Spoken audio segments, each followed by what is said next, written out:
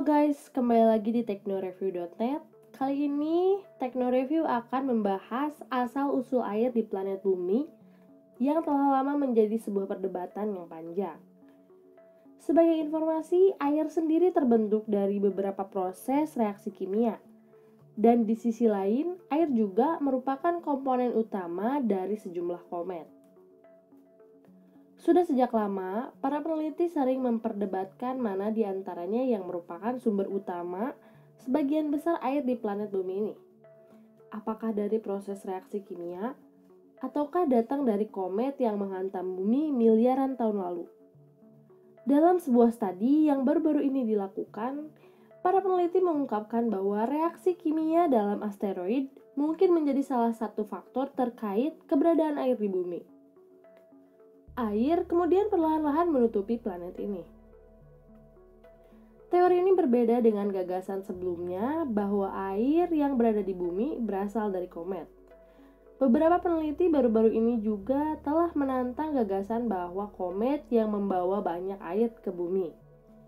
Metode pengirimannya pun tetap tidak terjawab.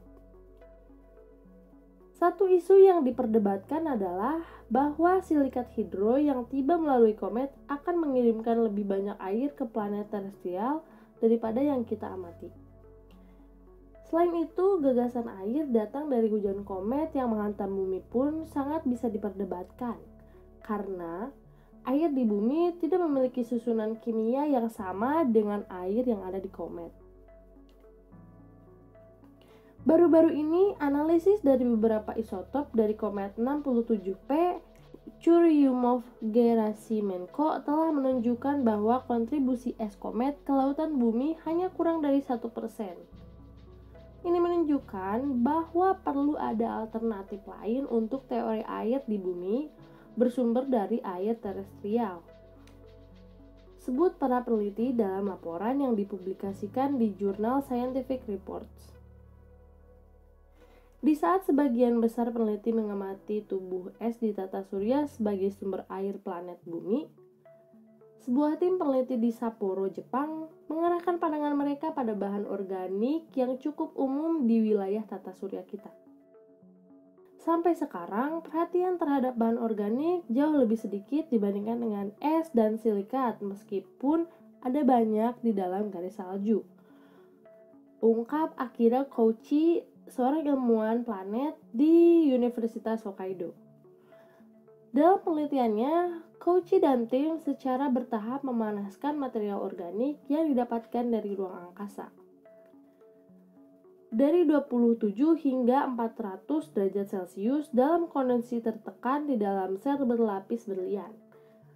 Sampel tidak berubah bentuk hingga 100 derajat Celcius, tetapi terpisah menjadi dua fase pada 200 derajat Celcius. Pada sekitar 350 derajat Celcius, pembentukan tetesan air menjadi jelas dan ukuran tetesan meningkat ketika suhu naik. Pada 400 derajat Celcius, selain tetesan air, minyak hitam juga diproduksi. Ketika dipanaskan hingga suhu tinggi, bahan organik antar bintang melepaskan air dan minyak. Studi baru ini menemukan bahwa asal-usul air di bumi bisa datang dari material organik yang berada di dalam garis salju dan bukan datang dari sejumlah besar komet yang bertabrakan dengan bumi. Hasilnya ini menunjukkan bahwa bahan organik antar bintang di dalam garis salju adalah sumber air yang potensial di bumi.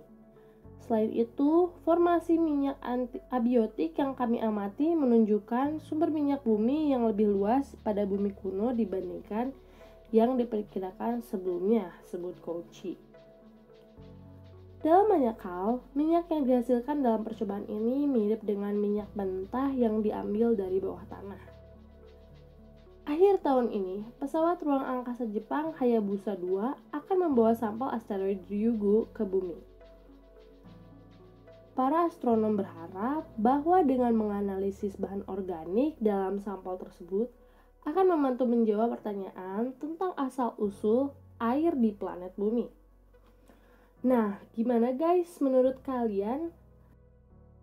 Oke, sekian video kali ini. Terima kasih sudah menonton. Jangan lupa like, share, dan komen.